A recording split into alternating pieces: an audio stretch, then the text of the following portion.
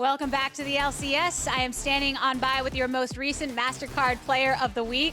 Your transition to GG being so quick that when you actually got scanned in for your statue, you were still in your FlyQuest getup.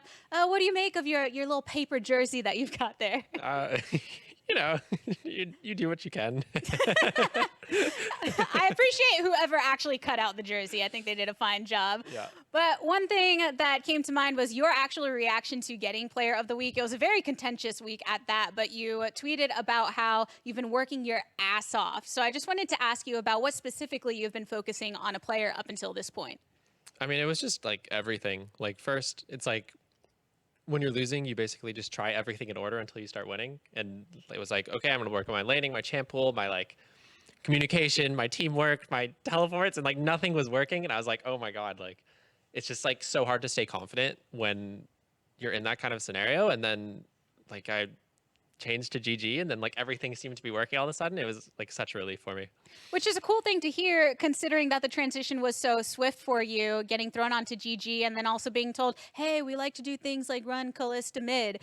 So now that you have another week with the squad, what improvement has it been made? Not even improvement necessarily, but development with you and the rest of the team. Yeah, I mean, it's still just getting on the same page with all the other guys so that when we're on stage in a game, we like have the same idea of how we want to play the game, because the less you can communicate, the less you can communicate on stage about like, oh, like I think we should do Baron. Like they're like, no, I think we should hit the towers. Like this is like a real discussion that happened in our game versus TL. And the less you can do that on stage, the easier it's going to feel for everybody. And you were making some moments look pretty easy going against some tough opponents. I know we were talking on the stage about the strength of schedule that GG faced last week. Now you're facing off against EG. Any learnings from last week heading into this matchup? Honestly, for me, I think the biggest thing is just keep focusing on my play and the play of my teammates and making sure we do a good job. Like at this point, playoffs isn't really in our hands, whether we make it or not. And so it's really just like, I want to go out there. I want to do my best. And then hopefully that's going to be enough to take us into playoffs. Well, I said it last week, I'll say it again. I think there are a lot of fans out there just excited to see you not only playing well, but happy in doing so. Congratulations again on your MasterCard winnings. Yeah, thank you.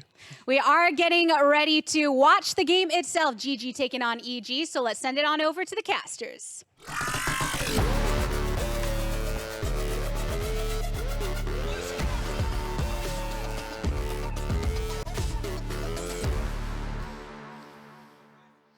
Let's go indeed, Crumbs. It is our final game of Friday as Golden Guardians are once again looking to take down another very fearsome-looking opponent. The Evil Geniuses have, honestly, if you want to go with recency, they look like the best team in the LCS right now. They're the fiercest right now. 8-game win streak, and a win here would put them only 2 games away from #1 in the league. So Evil Geniuses have been having outstanding performances.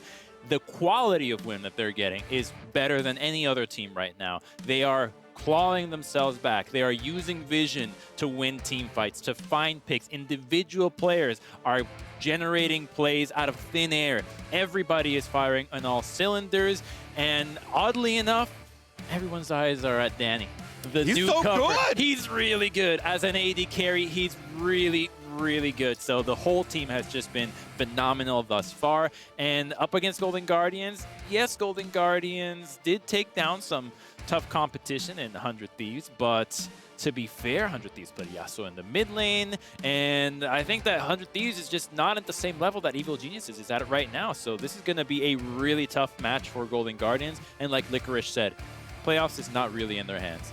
They need 3 wins to even match FlyQuest, who is on a 4-game undefeated streak, and that doesn't even guarantee it for you. And what is in their hands is, winning the games they get to play, right? Which is where you have to start. So we'll see how they fare up against EG. Bans are done here. Aurelia, Thresh, Tristan on the Golden Guardian side. Ziggs, Xin Zhao, and Volibear on the EG side. So Iconic getting some attention. Viego is going to be selected. That is a triple flex, presumably, for the Golden Guardians. But Gwen is very powerful. She has been let through, I believe, 0 times today. So Impact is going to bring her out for the first time this Friday. Could be Svenskeren, but EG have been loving the Diana in the jungle. I think that this is a pick that has suited them so well. Both Contracts and Svenskeren have been doing really well on it. But at the same time, having that double AP threat this early would mean that you really want to prioritize these ADs in the mid lane. The Lucian has been so good for Jizuke that I feel like that's a pick that they could just do so well with. Now, taking it away this early wouldn't allow you to counter anything for red side, so they'll just happily lock it in and say, you know what, you're just really good at this one, Jizuka. We'll let you have this, and we'll use that pressure the same way we just saw TL use it to snowball the side lanes. The other small consideration was, like, do they even take Diana, right? But they do, so that answers that. Kalista is back, and words I didn't think I would say on the LCS. That is a flex you have to respect from Golden Guardian. It's a tough matchup. You know, I have watched a lot of 1v1s, and Kalista versus Lucian is a tricky one. It's not entirely decided by the champions. You actually do have plenty of outplay potential since there's a lot of skill shots that both are trying to dodge against each other. So this is something that a Blaze Olive could potentially take into the mid lane and try to challenge Jizuke in the lane. Now, Blaze Olive has been one of the better laning mid laners, and even outside of it that we have in the league, but Jizuke has been the best. Yeah, it's again, they've been on a tear recently, so going to be rough no matter how you slice up the matchups. With Renekton locked in, by the way, that does more heavily indicate your idea of Gwen jungle for Sinscaring, which is super cool. We haven't seen that much, if at all, in the LCS. But bans here for phase 2. We'll see how everything shakes out at the end of the draft, as Nautilus is going to get taken away. Makes sense. It's a very common support and a fine pairing with Kalista if Stixay, who is also a great Kalista player, wants to pilot it this time. I think Thresh has to be the priority here. By banning the Nautilus, you're saying that you want to have an easy Thresh avenue since Nautilus is the most common pick into it, and you can still pair it with an Aphelios, which Danny has been really good at. You get so much value with Lantern and double Marksman here that even though Golden Guardians has a Kalista and they would benefit from having a Thresh themselves, EG is going to take it, and it's not going to be pretty if they have it. Yeah, I'm curious what Golden Guardians ban there then, right? Because Thresh is something you could possibly ban here, but also Aphelios feels like a pretty good target, especially when Danny hasn't taken his champion yet. So Leona going to be banned for EG. It's just screaming. I'm just silly. It's banned in the first rotation. Oh, never mind. Get it out of there. It's all grayed out. I can't see. All right, well, maybe Aphelios for Golden Guardians, maybe something else. Running down the clock here, making sure they consider all their different options. And Samira really respecting Danny. But Danny has shown that he can play all of the meta champions right now. So it doesn't feel like you're actually hurting his champion pool. He'll have no problem just taking away an AD right now if they want to save the last pick for the support. Because, again, you still have to respect the flex on the Kalista. So Golden Guardians could still pivot away and try to counter the bottom lane that EG goes after. Oh, it's gonna be... What is going on? Syndra! Double flex. Lucian or Syndra are gonna be flexed mid and bot. Okay, that's cool. Haven't seen a Lucian bot lane for a while, but we'll see how it all shakes out. And again, leaving Ignite for counter pick here feels pretty powerful. But Golden Guardian's gonna have to tell us where these champions are going, most likely with these picks. There's Rel, something we're starting to see a little bit more commonly. Definitely not that great in lane, but very good in the mid to late game as far as engages and skirmishes go. And a fine target for Kalista to chuck in as well. But again, we do have to remind you that this is potentially Kalista mid once again for a Blaze Olive.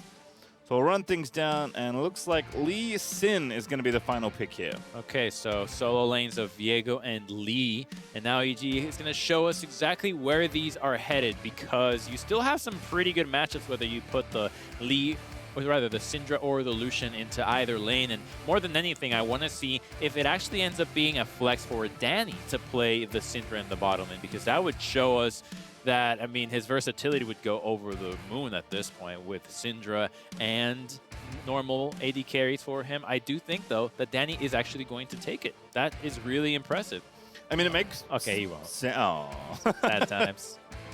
Also, I mean, I guess technically we could see Lucian bottom lane. We've seen it once already in the LCS. I don't think so. Pretty sure they're going to be swapping that one over, but really interesting here. I mean, I think Golden Guardians felt like they had to pick something pretty safe given the situation that we're in, so Lucian's a very safe choice there for the lane. Oh, they do swap it back. Maybe Danny is going to take a Syndra. 5 seconds left to change their minds. I won't say anything until we go past that point. Yes! There we go. All right, nailed it. I was right. There's no need to feel sad about it. We saw it coming. We just didn't believe our vision. And now we do. Danny and Ignar will be playing the role of just so much crowd control from their lane. These two are going to have the ability to set each other up so well that roams from the Lucian, taking Prio in the mid lane and going to the bot side will be so devastating. A Kalista just cannot deal with a Syndra and a Gragas. There's just too much burst and CC. It's like a bona fide kill line Yeah. in the 2v2. So really excited to see this one. We've seen Ziggs today, but it did get banned by EG in this particular go-around. Now a different take on mage bot lane here. Something we have seen in the past, but have not seen this year, at least in the LCS. I'm going to safely say that. She's been one of the few mages that has remained viable in the bottom lane ever since we first started to see mages in the bottom lane. So, oh boy, wait a minute. Okay, there might actually be a, I don't know if the rune, I'll have to confirm it, but starting with the Sapphire Crystal could mean that he's trying to go for that future market tech of rushing the Lost Chapter there. Let me actually double check. He does have before I go Inspiration for that. Secondary. I can at least tell you that much. So we'll see if he has that little minor rune as well. Looking to maybe get them stonks invested in the futures market. But oh boy. What a fun way to end our Friday here. As Svenskeren also is playing Ghost Jungle Gwen. We've seen Ghost Gwen quite a lot in the top lane. But, you know, this is kind of a similar take to all of that here, especially as the jungle. You don't need your flash all that often. Gwen's dash is so good that often the laners will take Ignite as their other spell alongside Teleport. So Svenskeren more than happy to take Ghost here alongside his Smite. I think Flash is often better suited for going after really squishy targets that are trying to hang back. But when you're Gwen and you do so well just snipping tanks and you just cut through them, the Ghost allows you to actually chase them down and position very well in the team fight. That extra mobility is really annoying to deal with. So I do think that this is actually the better way to play Gwen in the jungle. And it is a shorter cooldown, so it actually does work out as a more aggressive summoner. All right, very deep, kind of late red ward there.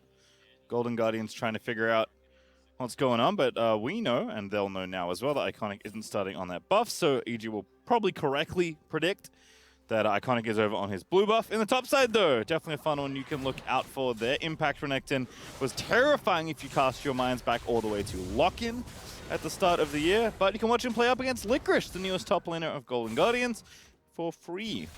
Watching from their perspectives improve, you always a good way to learn about the game, or to see when funny things happen, why they happened. When they type to each other, right? They miss a minion and just type each other nice and all sorts of things. And I can confirm, Pastry, It is the tech, that Danny the dark is running technology. the futures market dark tech, because you start with the Sapphire Crystal, and the whole point is you catch, I believe it's 4 to 5 waves. I think it's 5 ways actually that you probably play it safe with, and then you can rush back with futures market, and then you get a Lost Chapter quicker than you would have otherwise, and then you just abuse the endless mana that it gives you from the passive, and then you bully out the lane. And against somebody like Kalista that wants to be aggressive, if she's constantly getting shoved up and cannot burn through your mana pool, the lane becomes so much harder for her. I cannot overstate how impressive the selection of different looks Danny has shown this split has been, right? He is not even an academy player. He's a amateur player coming up onto this team, had to clearly learn how to play with so many different veterans, how to adjust to playing at this level. But he has shown us hard carries, he has shown us supports, he has shown us mages. What can't he do, Crumbs? At this point, I don't know. We just need to see more games of him to see exactly what he can do in the first phase, because right now it seems like it's everything. And, Blaze Olive, what? No. What? What did you give Team Liquid Flare? Anyway, Blaze Olive with a misstep there in mid lane. Just getting solo killed. He is a blind monk, so maybe he didn't know. Yeah, definitely not calculating those damage thresholds properly. Jizuke promptly punishes him, and Blaze Olive will TP back in and hope he doesn't make the same mistake. It was already going to be rough up against Solution. He is indeed maxing W for now, which I think is very smart given the situation. But it's only going to get worse as Jizuke's picked up some extra gold there. At least he didn't burn Flash, though, so that'll still be available for him to play make at level 6. But that's a big of a blunder there that you don't want to see happen, because Jizuke is all about winning this lane and then snowballing from that, and giving away a free kill early on means that his back is going to be so much better. Might even have a Noon Quiver by now, and that's just really difficult to deal with because the push is going to be relentless. You know, have again seen a lot less lane Lee Sin in general, because that was toned down, particularly in the Tempest department, so it's way harder to get these quick trades and push. You're going to have to lean on your sustain way more with your W, but Lucian is just so powerful, especially in the early levels, that did not work out for Blazeol. He has been pretty good, though, so I do expect to see him find avenues with his Lee Sin kick to actually make up for that one. At least Lee Sin can always offer some value if you actually have the mechanics to pull those off. And against immobile picks like a Syndra or even a Jizuka, if you catch him without flash, it's easy to play Mick. Yeah, I think if you were maybe losing the faith in lane Lee Sin, Yusui restored a lot of that today with his game on Dig, so we'll see if Blazeol can replicate that here. Definitely a player we've been keeping our eyes on from Golden Guardians, as in the bottom side, Chime is looking to find the angle. Danny immobile, no mana, ignited, rendered. See you later, Sunshine. That's first blood. Oh, second blood. Jizuke making you work for it. First blood in the bottom lane. Hey! Golden Guardians finally finding an aggressive play in the bot side. This hasn't been the first time that they actually get kills as a 2v2, so pretty impressive stuff out of them. They have been winning this lane pretty handedly. The CS advantage is already fairly giant, actually. 49 to 31 is a big deal, so this is going to be an avenue for Golden Guardians to anchor themselves in the early game and try to win through it, because Syndra can be caught with a rel. Let's take a look at this once again. Danny with no flash. They know that he just wouldn't be able to actually land a stun. He doesn't have enough mana for Dark Sphere and Scatter the Weak, so the best he can do is just shove you back, but you're not stunned. And this is the thing, right? Rel, not a particularly strong laner, but much like Alistar, very good at all-inning you, which we kind of saw there. So Chime with a great setup.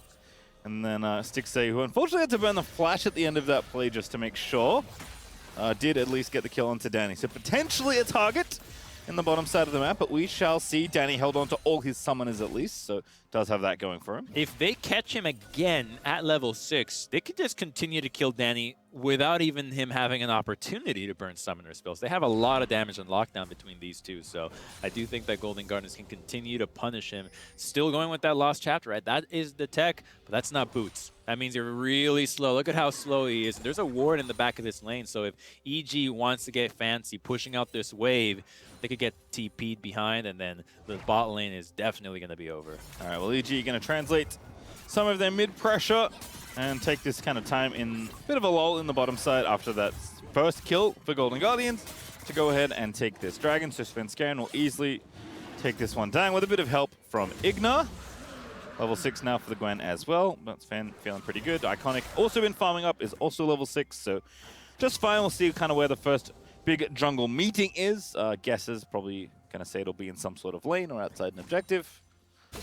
I think the first meeting will be in the top Herald right now. We've already gotten the dragon taken off the map, and with that major objective being so powerful for Evil Geniuses, since they're the team with the highest gold lead at 15, and they actually have the highest Rift Herald taking out of our league. So they love to prioritize this objective. They don't necessarily use it all the time to get that first turret, but they do ensure that they get the gold from the plates from it. So I do think that EG would like to make a move for that objective, and especially with the prio that Jizuka has constantly held in the mid lane, it will free up Gwen to do it and know that Jizuka will answer before our Blazeol can get there. So curious to see where Iconic goes. And also the bot lane is I often see players roam up to that side of the map when it is Herald time, which is going to be in a couple of seconds.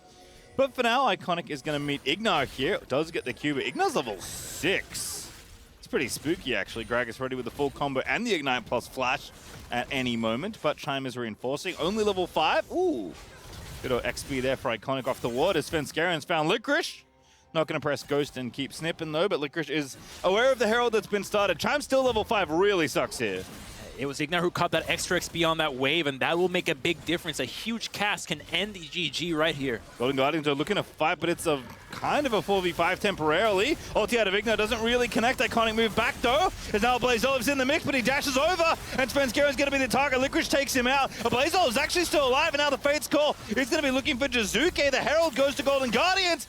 And now Licorice going to take the Q, tries to make a very big play with Viego, but doesn't quite land the execute onto Ignar. Really well played out of Golden Guardians. Licorice is going to get gunned down, but I think he's fine. There's not enough damage on... Oh, Impact. Oh, don't face check that. Impact. Oh, now Iconic's actually found him. Still has the ulti for Diana as well. My goodness, Golden Guardians got away without using some cooldowns there. That was really well played out of them. They got out, they got the Herald, and they weren't even the ones who started it. They even get to deny a wave in the mid lane. I want to see how that fight played out because it felt like EG thought that there was an opportunity to take a quick fight against the members in the Rift Herald while punting away the tanks and the carries of Golden Guardians, but they just did not have enough burst. Let's see how Licorice and Blaze Olive play this out. They survive. Gwen is in the mix, and yeah, it's just Licorice there who gets so much and then gets to take over Gwen's body, which is just so scary. He's not just Gwen, he's also Viego. Like, he's both of the new releases, and they're really strong. Yeah, Blaze Olive correctly does not take that cue. As we do know, Licorice gets away from the incoming culling that Jizuke throws over. Golden Guardians will take a small gold lead here as we just crest the 10-minute mark. But getting that Herald obviously can mean a lot more gold, and that is often where Golden Guardians start their early games, right? By getting that Herald and getting those plate money happening. Okay. Anyway, sentences are hard. Jizuke still though on top as far as gold goes, which isn't a big surprise. And they've started games not only getting goldies, but getting kills over to Licorice. She has been quite good on Golden Guardians, obviously, having received the Player of the Week award just last week. And so him getting this extra money on a pick like Viego could be really difficult to do. Oh, Blaze Olive looking for the outplay. Q not going to connect. Pesky minions in the way, but Svenskeren is the jungler over to the left, and Impact's going to pop Dominus, and Blaze Olive is going to correctly walk away. So much mobility on these two picks to legitimately threaten a kill on each other. Something really has to go wrong with the dashes, the stuns, and the disengages. It's so easy to get away. Top lane though, oh, this is such a good setup here for Jizuke. Now Svenskaren's here. Licorice knows he's in trouble. TP ready, but Thread and Needle out from Svenskeren is going to make it tricky, but Licorice does ult away to safety. This does give priority to Jizuke, which is not a good thing on the Golden Guardian side. You don't want to be injecting extra gold into that Lucian, but Golden Guardians are trying for the counterplay here on bottom side. This is a really good answer. They have a Rift Herald here, and only Jizuke has a teleport, but he's already pushing the top side, so I think Golden Guardians will be able to beat EG to the first brick here. Just a little bit more damage. Oh, Chime! Insta-Magnet Storm! Iconic makes it happen with the Moonfall. Danny evaporates. Ignar is going to go down as well, but Iconic does fall. EG actually are fighting their way out of this, but Licorice gets a possession now with the Gragas goes back in as Chime is thrown in with the Fate's Call. It's a double kill there for a Blaze Olive as Licorice is looking for another reset, and Impact is in pursuit of being dove here. No ulti out of the Renekton. Used it already. Ignite down. Golden Guardians swooping in for the triple. It's a Blaze Olive that recoups all that lane disadvantage. Are you kidding me? Golden Guardians might be the team to break EG's 8-game win streak? This is insane. Out of all teams to actually contest them this early, they rarely fall behind this much in an early game. Just 1,000 gold lead is so contrary to their usual games, and they get outplayed in their same game. A huge flash engage from Chime. Twice has he caught Danny and Ignar by surprise, and then everybody's already joining the fight. Despite Renekton being able to join here, Lucian TPing into a fight in the middle of it is just not threatening, so they have no problem using their bruisers and the Kalista to continue to dive this. Great juggling of the turret aggro, and yes, they do lose Iconic, the Herald that would have been really important for that, but they still got so much damage on the turret. They pretty much got every plate, and now they can pop it somewhere else in the mid lane and maybe even get more plates that way. It actually would have been so much worse for EG if Iconic had lived, because Sven actually got first tower gold off the back of that play. He just pushed the top lane in and got the gold. That's the reason the gold's so close after Golden Guardians made that play. You know, if he was there, they take the bottom side, maybe they push for a secondary. So EG kind of get away with it there, getting that kill onto the holder of the Herald's Eye. But EG do at least find the counter trade, I suppose, and do get the extra gold from the top side. So Golden Guardians off to a good start, 6-2 in kills. More than 1,000 gold ahead, but they will need to keep up this pace here, which, to be fair, they're showing they can, as Licorice, once again, is going to be the target. Svenskeren looking to run him down. Very tough to get away from this one. Gwen will not have Licorice escape this time. A nice kill there for Svenskeren. It's a good kill there out of EG, knowing that the turret had been taking. Licorice just had no business, and right now there's nothing that GG can legitimately answer that EG won't be ready for. So they have to back off. They're only going to go for the bot lane turret, but that was pretty much a done deal from the earlier fight. EG knows that this is just dangerous territory to be down here, and it's something that they have been really struggling with this game. The Syndra, the Gragas lane just hasn't worked out against Chime, Rel, and Stick-Stace Kalista. Oh, tier 2 though. Man. That's big. Both teams' weak sides really struggling right now. Licorice getting picked up there. Does give EG the second tower, which almost evens up the gold.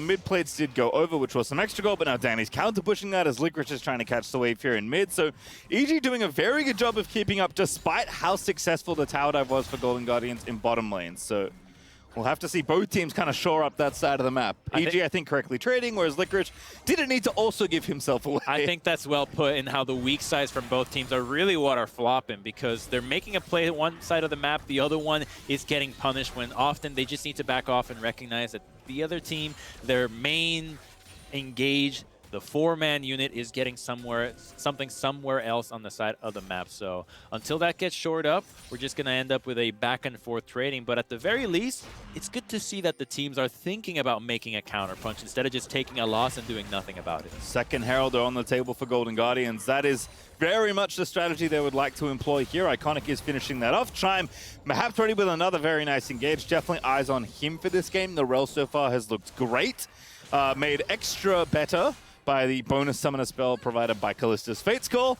And correctly, EG will not be contesting for Golden Guardian's current strong side of the map. So Jizuke is going to go ahead and trade some gold there, taking out the bottom tower, as a Blaze Olive is going to finish off the top outer as well. Yeah, Golden Guardians knows that they need to do something about EG trying to answer their Rift Herald. So they're getting the same thing that EG is getting plus the Herald. So it's nice that they're covering for a Blaze Olive, who has recovered quite well from that first blood, already has a bounty on his head. So doing a fine job here. And this Rift Herald now for Golden Guardians will look to be used at a tier 2 now. They could pop this much later, though. They could use it even for the mid lane if they want to set themselves up for the Dragon. They've got plenty of options here, and they will go for mid lane, and Danny has to back off. He needs to respect that there's just too much of a threat from Golden Guardians Engage that can easily delete him off the map. Yes, Svenskeren actually was bottom side, but has made his way down to the mid now to go ahead and fend off this Herald, which they do get. Both teams now fouling the outer rings. Golden Guardians still up, but only 600 gold. So EG have done a really good job of actually trading for a lot of these resources and keeping the gold even.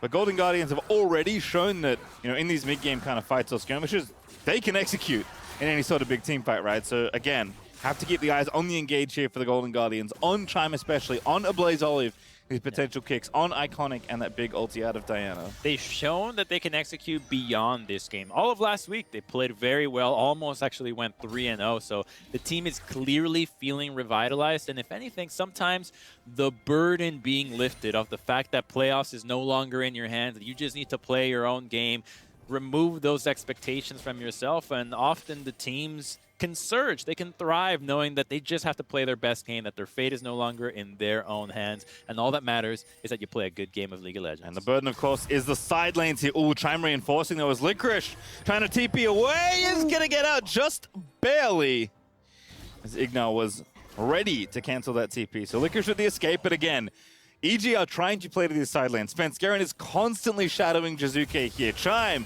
now going to get himself caught by a level 10 Gwen. You got to run from that one as Chime. Oh, goodness. There's no running. You just can't go anywhere. Chime's just dead. Svenskeren grabbing the solo kill. He had flash, but the second he jumped over, he's just so slow. Golden Guardians, though, will try to answer with a tier 2 topside.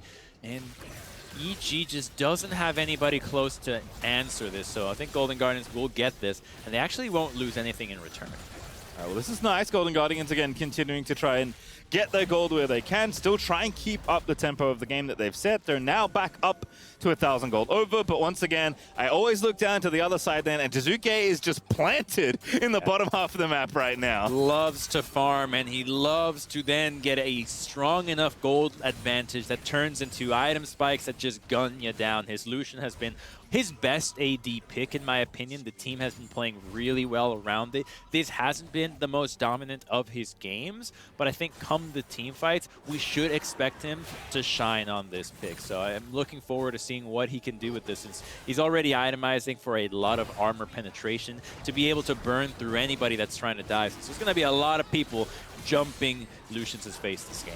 All right, well, Golden Guardians also continuing their control of the objectives. They got both Heralds. They now have 2 Dragons to 1. So they can build off of this lead as well. But this game is going to be kind of a slower one here. You know, we saw some early action, but definitely both teams have slowed down. They've taken a ton of trades in the last 10 minutes here as we approach the 20-minute mark. And the solo is going to be pretty far away that neither team is going to be able to accelerate too much here. So again, it is a lot about what do EG get done on the side lanes and what can Golden Guardians get done together. I think the exciting part about those slow games is that they often just come down to a team fight around 20 minutes. Because you lose a fight at that point with too many members down, that's Baron. The game gets blown wide open. So the fact that the gold still remains, that the teams haven't chosen to fight each other just yet, just means that the one time that everybody commits to the fight means that everything is up for grabs. So EG still counting on the fact that they have a really strong team fight with this comp. Syndra just needs to land a bat scatter the weak. There's Kalista that you can just burst down. She's trying to itemize with a wit's end, anticipating what is going to happen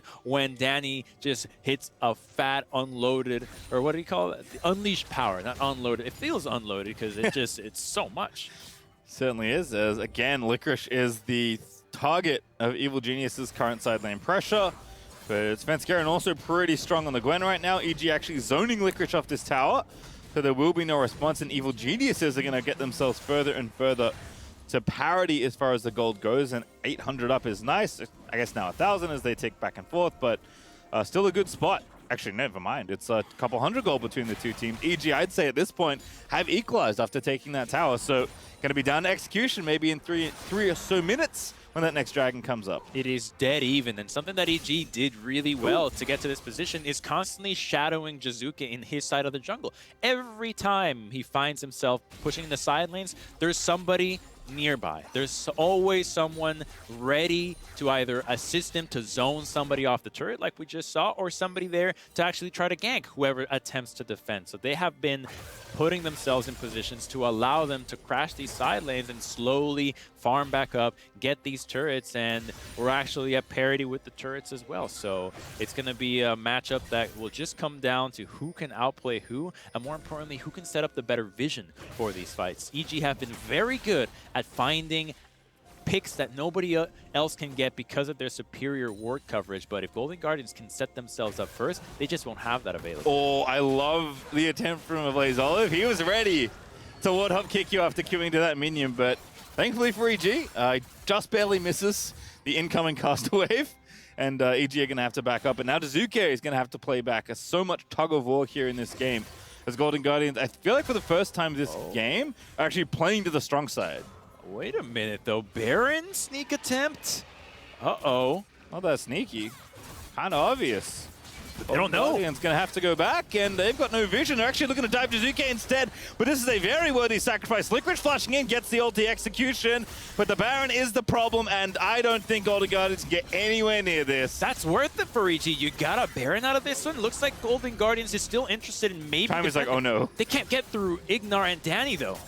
I mean, Chime knows, and Iconic's there, but there's just no room to steal. They're going to have to try and bust the inhibitor tower down the bottom side and then batten down the hatches, Crumbs, because that's a very worth trade for Evil Geniuses. Yeah, absolutely. It's just going to cost you a kill on a tier 2 and a wave in the bot side, but now this Baron push will allow you to shove out waves and set yourself up for the dragon fight that will deny Golden Guardians that soul point. So this is a good move out of EG. Iconic is caught. Rocket Belt's out. Ignar, good ulti, but nice flash out for Iconic. Gets the damage boost out to relative safety, but it's only relative as Svenskaren's going to chase him down, and Iconic does what he can. Six actually trying to reinforce, but Iconic, this time no Kalista ult to save him, but Fate's got popped by Chime. Chime, wrong way. Magnustorm's back through, and they are going to get the shutdown.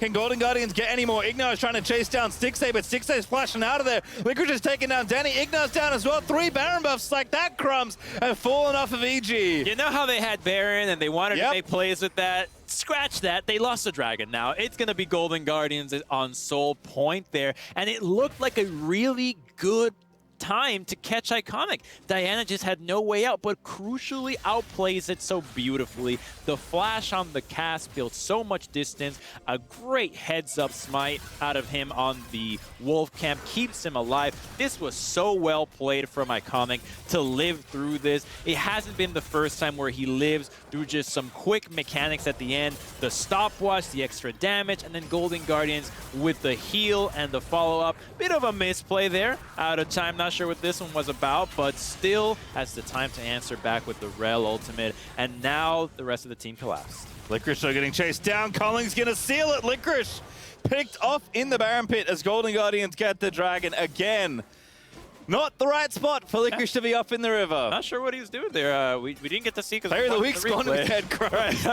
The team was getting the dragon, right? There was Yep, a play they got happening it. elsewhere. Oh, they so, got it. Licorice, well, gives over a shutdown over to Jizuke, so that's gonna hurt. That's gonna hurt in the end. And with that opportunity now, they feel like they can just run the red side jungle, set up some vision, but there's no major objective except just control of this and hoping that EG walks into you. So, or sorry, that Golden Guardians walks into you. So, EG won't get much from this. Yeah, Red Bull Baron buff still up for EG, but only 30 seconds left on it. So unfortunately, even though they killed Licorice, wasn't able to get it. Greed. Greed is what caused this kill. A very common sin. In fact, the most common of them all. Yeah, Especially, in League, definitely. especially in a game of League of Legends. So they thought that because the team was doing Dragon. Yeah, Woo! Blaze Olive looking at Spicy. Get that kill, boy. There we go. Ooh. Very nice under Danny. I mean, Danny's getting bullied this game. I don't blame him. Like, I don't know what level he is, but I don't think it's level 15. All right, I gotta say it. Danny's mages are not at the same level as the AD carries. And you know what? That's okay. Yeah, because he's really totally good at okay. everything else. It was a good time to try it, but I think that Golden Guardians, they're just on the tear right now. They are looking so revitalized after Licorice rejoined this squad, and they're not out of the woods just yet, No. right? This game can still easily be won by EG. They have come back. I remember the game against IMT. That was their most impressive comeback. It looked dire. It looked like they were in a worse situation than this, and they still fought their way back. So I do think that Golden Guardians has to respect this opponent with everything they've got. They're in the largest win streak in the league for a reason. Yeah, it's all, again, that execution here. Golden Guardians will at least have the ability to play for this Mountain Soul, which will make their team fighting power that much better. And again, I cannot stress how good Chime has been alongside Stixxay in these engages. He's probably the critical piece to find a good angle. And EG have so many ways to start a fight or find a pick. So EG are not without things they can do themselves, and they are also still playing the side lane, which they've done pretty much this whole game, but it does feel like momentum-wise Golden Guardians are currently playing up on the map, but that can change awfully quickly, Crumbs. Momentum and itemization, too. There's GAs, there's Zanya. Styx is already at 3 items, and the Kalista with these itemizations means that she really won't die when you try to dive her. There's not enough burst to burn through the shield bow and the Wit's End, so Stixxay has been doing so well on this pick in many matches that he's been playing Kalista on Golden Guardians, and this one won't be any different. He already showed on his response to Iconic getting caught a game-winning play, so I think that you can count on the Kalista to be the pillar in these team fights, and the rest of the team can just serve as the supporting cast. Yeah, it seems like teams may be just waiting here. Minute 10 till Baron, minute 50 till the Dragon. Licorice has backed off this time, which is the right play, as Impact is the one currently playing in that side lane. It looks like a Blaze Olive 5-1-3 on the Lee Sin. 3 and a bit items done for him is the one pushing that wave. Again, Golden Guardians do have good side lanes to attack themselves, right? If there's no one in there, there are inhibitor towers that they can threaten. But EG are going to, again, make them work very hard for that sort of siege. So it's going to be about the next major objective team fight. And that objective will be split between Baron and the Dragon. Now, Golden Guardians has more vision on the Baron side. You see the triple control wards in this area, and they can do this because they have a Kalista, because you can actually force that Baron. It really wouldn't be a trade. Now, they also have the soul win condition. So I do think that it's not in their interest to trade these objectives. They would get so much by just getting the soul and then moving on to the Baron. It's up to EG to answer what Golden Guardians will go for. That's a very good ward, and now Chime's going to re-engage. Magnet Storm in. Moonfall comes through as well, but EG are actually fighting back. Now Svenskera getting low, but he pops into stasis. Iconic is going to fall down, and Licorice TP's in, but now he's going to get a reset, but it's an absolute massacre in that shrubbery. As both teams trading blows, it's 2 on the Golden Guardian side and 2 for EG, as we have 6 players left. They're just button mashing in the Raptor camp, but Golden Guardians has lifesteal on their picks. I think they win out on this one, since Kalista and Lee Sin can now turn and continue to hold the mid lane, and actually they will reset before this Dragon. That means that EG will have priority on the map, and this Dragon will still be fought over. It won't be snuck by either team. Yeah, both junglers die, but they're both going to be back up as well. 5 seconds till this Dragon is up. EG looking like they want to take it, but maybe there's a kill to be had here in mid lane. Lee Sin often tricky to pin down, but a Blaze Olive has fallen once already in the mid lane, but not this time, as Golden Guardians might be able to loop their way back to this objective. But the vision is low, which is scary. Impact, though, maybe going to be caught, but how many more are there? TP in from EG. Gonna try and set up here again. They really need to take this Drake away.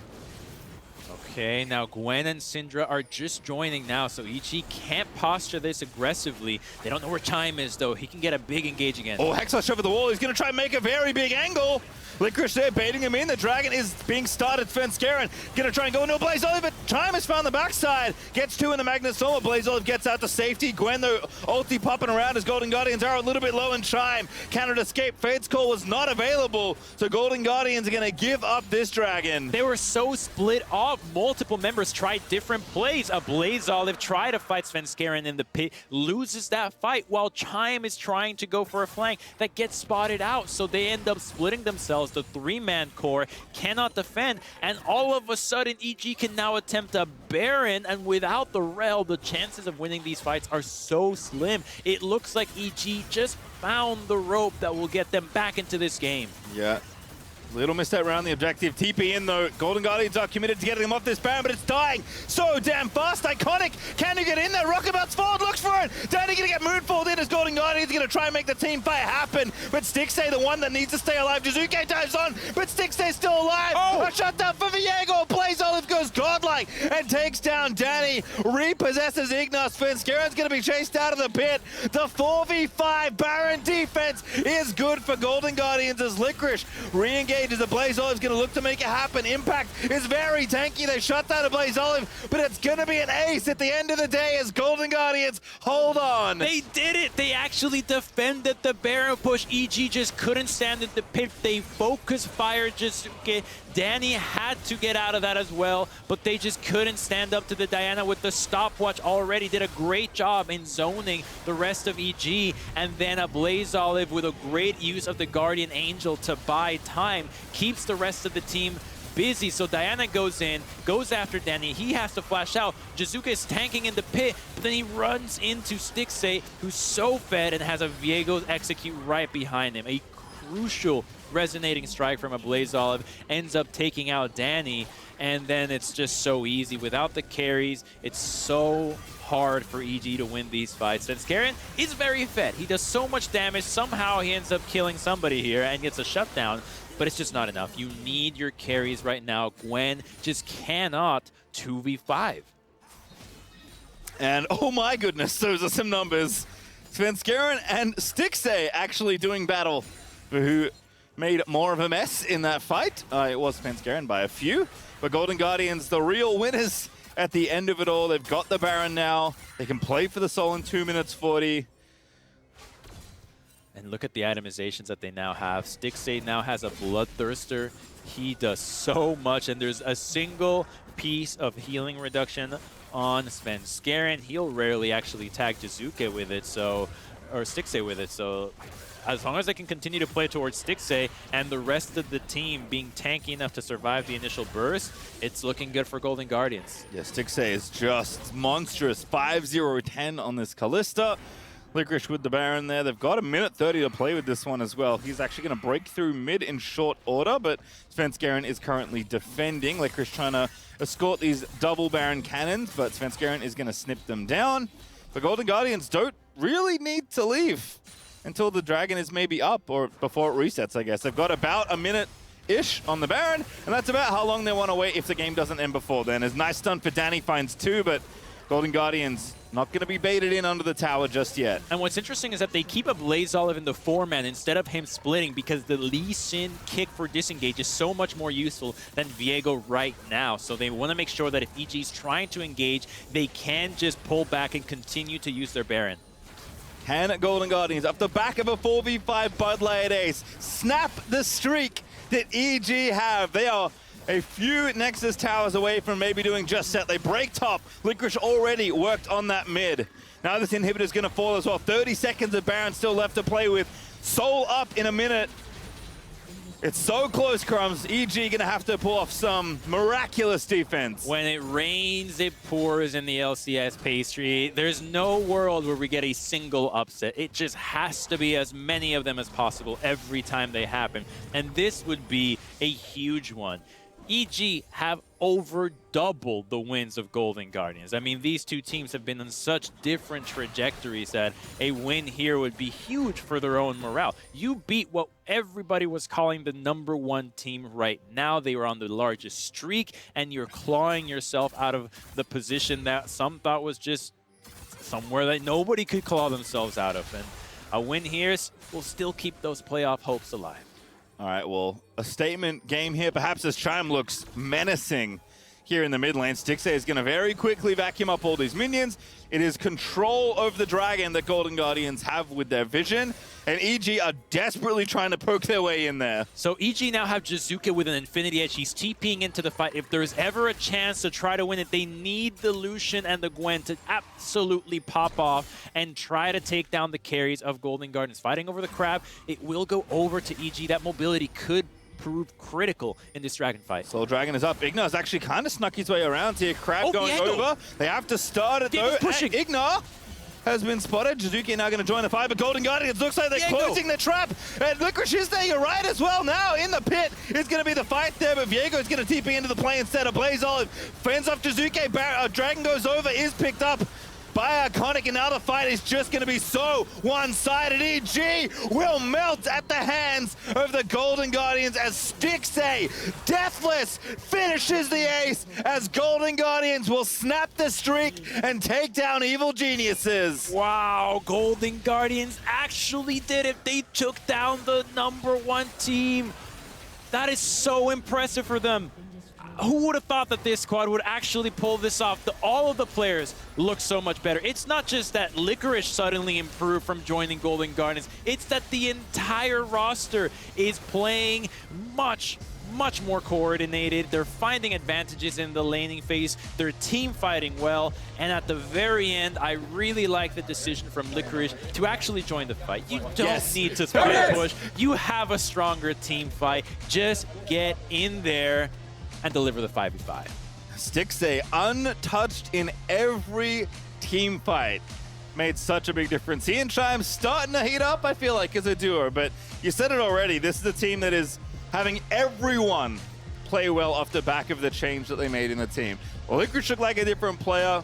Golden Guardians look like a different team as they take down Evil Geniuses. Now I kind of want to see them make it to the playoffs. I kind of want to see what's going on with this squad. They might be too far down, but the improvement that they've made suddenly might be one of the largest turnarounds for the smallest change possible that we have seen thus far in the LCS. A single player and suddenly everyone looks better. Yeah, I mean, certainly they're going to do their job, right? Which is play every game and do their best to win them, because that is all they can do as far as their playoff chances. But so impressive from this team. I think in this kind of game especially, I get the feeling they definitely trust it in their comp and their scaling, but that's not how they've beaten a lot of the best teams lately. They've kind of like in Arizona, it's like cheese them as they're going to watch this one again. This is the final fight of the game. Yeah, so let's see. A Blaze Olive is fighting Jizuki off on the side of revenge for the earlier kill, but that just means that without Jizuki hammering away at Stixxay, they don't have enough burst to burn through them. He's itemized magic resistance. Renekton is not enough, so he can just rain terror on the rest of them. Still has the heal. Didn't even pop the shield. So spicy. The earlier fight. Such a nice Grandis. We'll fast forward to the victory lap. As Golden Guardians do indeed finish up the Nexus, but aptly named Mythic there. For Stixxay, the Immortal Shield Bow, making him look pretty unkillable, as the player of that game is indeed Stixxay. What a surprise! They got first blood in the bottom lane as a 2v2, right? They started Second the game. blood, but yeah. True. Jizuki, You remember that one, yeah. Jizuki. They got that I second forgot to kill, get the time. and then just snowballed so hard from there. Jizuka waving at us, please do not talk about that game. But we will. It just happened. It's reality, my Jizuka. contract. You lost the streak. Yeah, I mean, it's solo kills aside. Blaze Olive also did really well in the later games. Yeah. Not as many like super flashy Lee Sin plays, but he kind of felt like an extra support in some ways. Yeah. And they needed it because Stixxay was the man with the plan, as we are now going to be joining Dash on stage with our player of the game, Stixxay, for our Verizon post-game interview. Thank you very much, gentlemen. That's right. I'm here with Stixxay after taking down Evil Geniuses. You have to explain something to me. Last week, the first team to take down 100 Thieves, who at the point was the hottest team in the league. Evil Geniuses was the next hottest team in the league with a massive win streak, and you come in today and you take them down as well. What has gotten into this squad? You're telling me, man. I don't know. We're doing really well on Yeah. stage versus a lot of the really big teams, so it feels really nice. That's for sure. I mean, obviously there was one big change last week, and that's the acquisition of Licorice. But I wouldn't think that that is the sole reason why things have gone better in this game specifically. You were absolutely popping off on the Callista. For yourself, the matchup I found very interesting. Yes, we've seen Ziggs cropping up. Now is Syndra. What's happening with the bot lane meta? Why are these mages coming back in? Yeah, so I think, people kind of realize that AD carry is not doing a whole lot in this meta. There's a lot of damage in the game, right? So AD carries are kind of just like wave clear bots. So a lot of people are trying mages. Danny played Syndra this game, which I think is a pretty good pick. And yeah, they're just trying new picks because the normal AD carries aren't working out. Right. Okay. Well, it worked out in your case, I guess, to say the least, with some of the late game team fights. But I do want to talk about Golden Guardians in the context of the whole split, because again, from spring to summer, and I keep contextualizing this for people, it has been an incredible uptick in performance, even before making the swap. And then since that swap with Licorice in, you're now 3-1, very quickly closing the gap on the rest of the field towards that playoff picture. You're a guy who's been there, who's taken the whole thing, and who has gone on to represent North America internationally. Let's forget international now and just focus on postseason. Can Golden Guardians do it one? And if you do, how far can you go? Yeah, I mean, we had a meeting last week as a team, and we kind of just aligned on our goals of what we think is possible this split. The overall arching goals, we don't want to say, oh yeah, we're gonna win Worlds, right? Because that's the typical answer. But Why not? FlyQuest is saying that. Well, okay, maybe in the future. But our first goal, we're gonna make playoffs, and we're gonna see what we can do there. Because I think all of our players, we really want to play in the best of series, and we want to see, how we look in a best of 5. So. Okay, so when you talk about that and set that as a goal, I mean, as if it was different, I'm assuming, than maybe a goal you had previously. What are the next steps? Without revealing strategy, of course, but like for you guys, what do you feel is the difference maker? What's standing between you and achieving that goal right now? Honestly, it's just to make sure to win the games we feel like we should be winning. We had definitely a lot of losses this split where we were in the winning position and we couldn't close out. So, just making sure our practice is consistent and week to week we're improving. That's the main thing. Sounds good, man. Well, again, I don't want to take too much of your time. You guys have just been a crazy, exciting team to watch here, especially in these last couple of weeks. So congratulations again on another big victory. Thank you. From here, we're going to a break. When we come back, we're closing out the day on the State Farm Analyst Desk. We'll catch you there.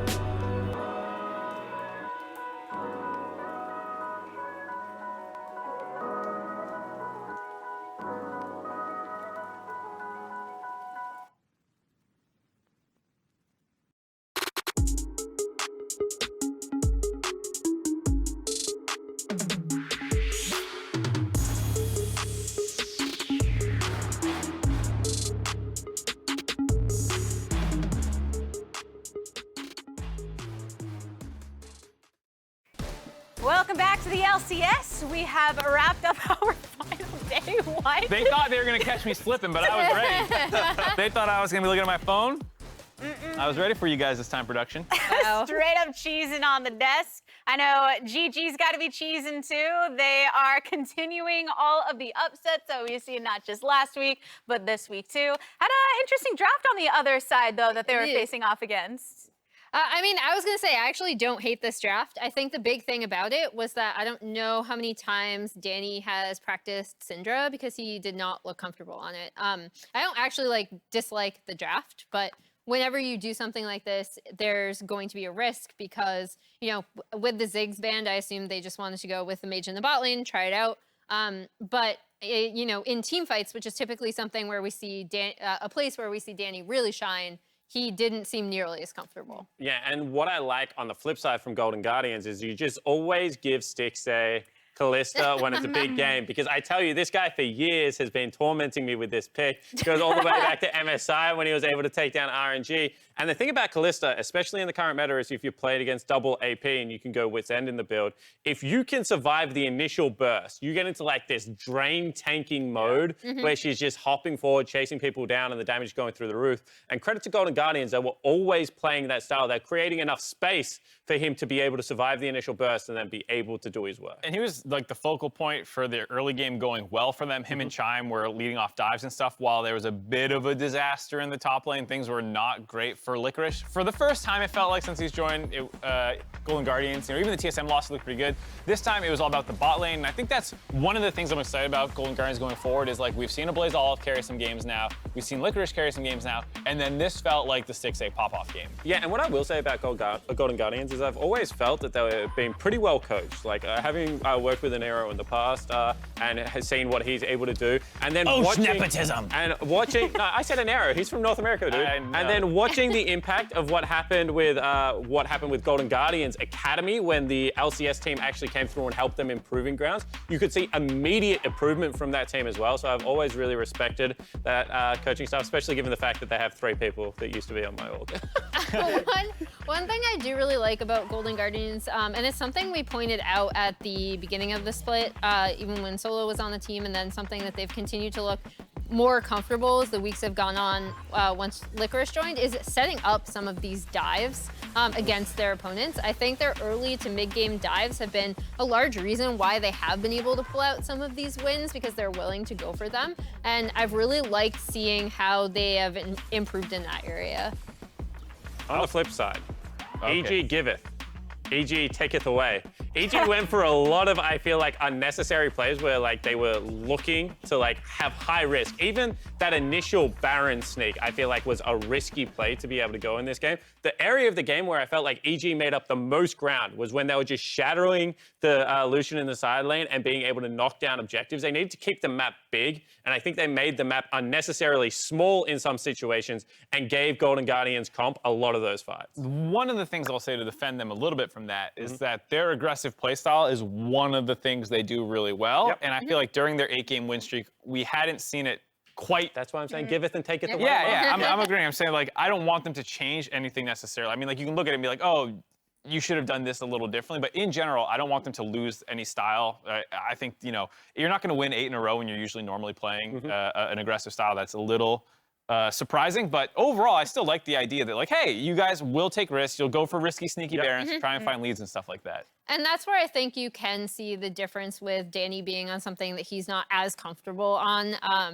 as, you know, a traditional marksman, because I really feel like I've been really outspoken about how impressive he's been in these fights, and specifically his teamfight micro, and that was definitely missing from EG's game. And typically, if you are going for these more aggressive plays or skirmishes, if he's a part of it, it's great to have him be in a comfortable position. And I think that's what lots of people like about Danny. And one thing that, like, I think it's really easy to spot on the eye test is he's not always in the perfect position, but he has the hands to get himself out of those situations and perform really, really well. So I think, like, what you're saying, Emily, is like crucial in that, like, you also got to give him time, because he's a young player, He's probably never played Syndra on stage before. I'm just going to make that assumption. I haven't actually checked the stats. So I would assume that if he had the game again, he would probably perform better. But we are very used to this guy, you know, picking things up like Samira, putting himself in tricky situations, but then being able to battle out. He is very, very impressive to watch in that regard. Yeah, just last week, we got to see him on his classic, Samira really showing out. So we know the talent is there, and I know that we're going to see it again from him. We do have to give a congratulations to GG,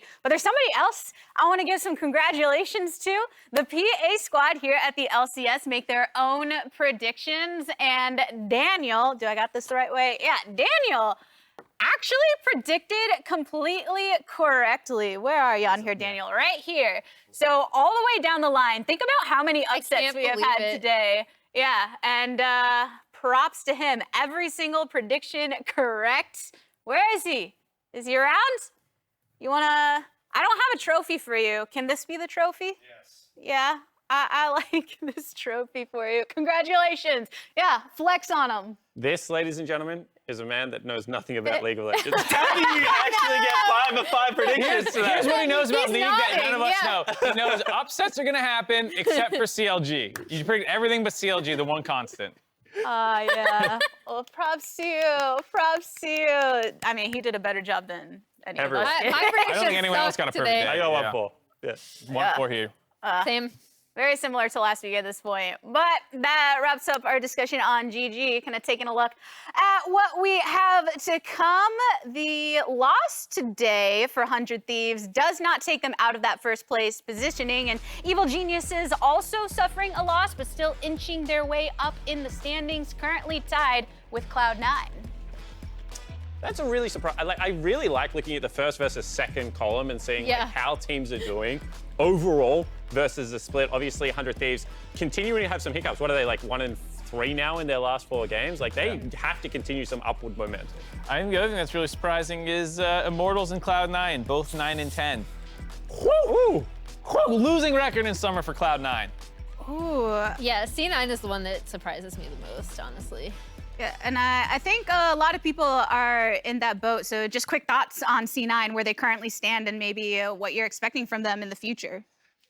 You know how it's like, oh man, anyone could pop off on a team when they're good. It kind of feels like the reverse of that. We're like, any moment, I'm like, what is Cloud9 going to do to lose right now? It's insane how it feels to watch their games where there's so many mistakes. I do feel like Perks has kind of got like the LeBron effect though, where it's like you're just waiting. Like when it gets serious, he's going to play well. The issue is that like, when the Lakers made the playoffs this year, it was like any moment he's going to save them. It's coming right now, and then it never came. But I do think like they're a team that you have to give the benefit of the doubt to because of their championship caliber. But when your rookie is by far your best performing member, alarm bells must be sounding everywhere in Cloud. Especially when in spring he was the weakest looking member, and now he's like hard carrying, like, please, anyone help me He out. tried so hard, yeah. But I mean, maybe tomorrow is where they're able to kind of snap back into place. They are facing off against CLG, who have also been on the struggle bus despite having that roster change. And Team Liquid are facing off against 100 Thieves. We did get to hear from Jensen earlier on the desk, and also seems to be a little bit unsure of how to evaluate the squad that's been in the top, but suffering a little bit lately. Yeah, and I think that with a team like 100 Thieves, it's kind of got the similar feeling. You know, Someday, Abadage, and then FBI, any of the carry players could play well. It's going to be like how they knit the comps together and be able to bring it. Today, they obviously went for a turret dive that really just put their whole comp behind. I would not expect them to make the same mistake again, and I think they're going to bring the fight to Team Liquid. Most of the time when you play a good team, they're at their scariest after a bad loss because they want to hit back very hard.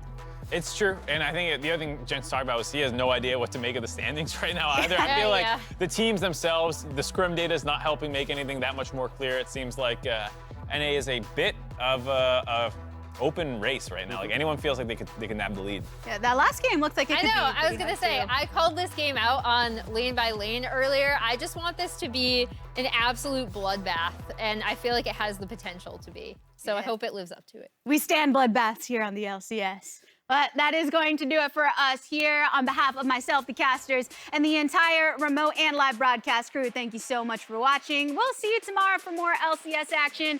Until then, good morning, afternoon, evening, and good night.